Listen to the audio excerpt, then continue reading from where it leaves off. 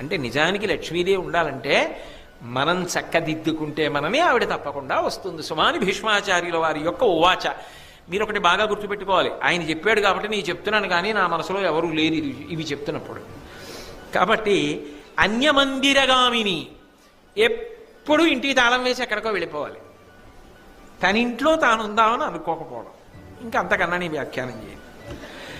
అధిక నిద్ర అయిన మానిని, ఎప్పుడూ నిద్రే, ఎప్పుడూ పడుకోవడమే. ఇంకా నాకు దానికి వ్యాఖ్యానాలు వద్దు. కాబట్టి దొరకదు, నేను వదిలిపెట్టేస్తాను, అలాంటి చోట ఉండను అంది లక్ష్మీదేవి.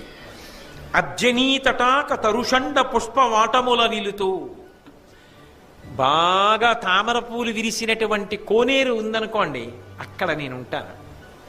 పువ్వులు పూసిన చెట్లుంటే అందులో నేనున్నాను. నేను నా ప్రవచన ప్రారంభంలోనే మీకు లక్ష్మి అంటే ఎలా ఉంటుందో చెప్పాగా, ఆకుపచ్చని ఆకు